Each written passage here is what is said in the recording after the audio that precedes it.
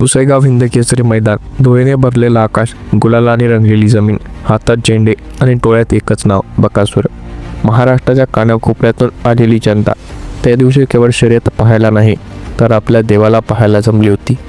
कारण बकासूर हा फक्त बैल नाही, तो अनेकांसाठी श्रद्धा आहे, अभिमान आहे आणि बैलगाडा शर्यतीच्या इतिहासात जिवंत अध्याय आहे. ज्या क्षणी तो मैदानात उतरतो त्या क्षणी मैदान हे मैदान राहत नाही, ते मंदिर बनतं. लोक उभे राहतात, टाळ्या वाजवतात, डोळे भरून येतात.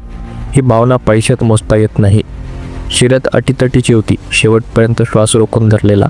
बकासूर आणि तिची जोडी 100 फुटात जसा वेग वाढते तसा अनेकदा इतिहास घडलेला आहे. त्या दिवशीही लोकांना वाटत होतं आता बकासूर बोलेल, पण नियतीने वेगळंच लिहिलं होतं. गाडी लॉबीला लागली. हार जीत स्वीकारायची तयारी सगळ्यांची होती, कारण खेळात पराभव असतो. स्वतः मोलीशेठ आणि बकासूरची टीम पराभव मान्य करणारी आहे, पुढचं नियोजन करणारी आहे. इथपर्यंत सगळं ठीक होतं, पण माईकवरून आलेला काही शब्द आणि त्या शब्दांनी सगळं चित्र बदलवून टाकलं. हरला बकासूर. काहींनी हे साधं वाक्य वाटलं, पण ज्यांच्यासाठी बकासूर तेव्हा आहे त्यांच्या काळजात ते सुरीसारखं बसलं. खाली जाताना टोमने इतिहास विसरून केलेलं बोलणं आणि त्या आवाजात लपलेली बेफिक्री. या क्षणी पुसेगाव मैदानात जिंकणं हरणं संपलं आणि एक मोठा वाद सुरू झाला. त्या रात्रीपासून सोशल मीडियावर वाद पेटला. इंस्टाग्राम, फेसबुक रील, जिथे पाहावं तिथे एकच आवाज, देवाला बोलू नका, बकासूर आमच्यासाठी नंदी आहे. हजारो लाईक, शेकडो कमेंट, एकच भावनेचा उद्रेक. कुणी मख्य नशीब हरलं, देव माझा बकासूर. कुणी लिहिलं 50% पब्लिक बकासूरसाठी मैदानात येते, तर कुणी थेट सवाल केला ज्याच्या नावावरून घर चालतं त्यालाच कमी लेखता. हा राग केवळ एका व्यक्तीवर नव्हता तर त्या मानसिकतेवर होता, जी बैलगाडा शर्यतीकडे फक्त खेळ म्हणून पाहते. येथे बैल म्हणजे जीव, भावना आहे. शेतकऱ्यांच्या घरातल्या माणसा इतकाच तो महत्त्वाचा आहे. बकासूरने केवळ किताब जिंकले नाहीत तर बैलगाडा शर्यतीला ओळख दिली, क्रेज दिली आणि तरुण पिढीला एक क्षेत्र जोडून ठेवलं. ज्यावेळी बकासूर खाली जातो तेव्हा लाईव्ह व्ह्यूज वाढतात, गर्दी उसळते, हे वास्तव्य आहे.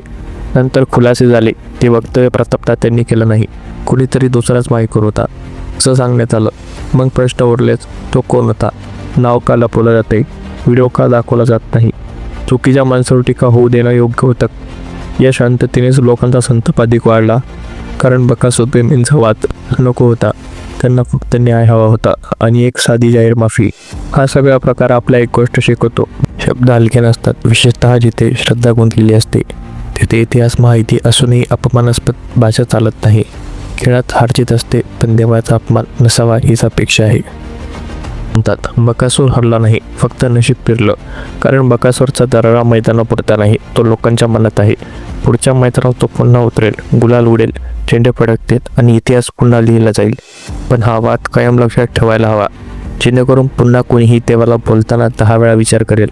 शेवटी एवढंच मला असं वाटतं, बकासूर आज आहे, उद्या आहे आणि कायम राहणार. कारण राजा किताबांनी मोठा होत नाही, तो लोकांच्या श्रद्धेने होतो आणि बकासूरकडे ते भरभरून आहे. देव बकासूर ना देखत बकासूर. जय महाराष्ट्र.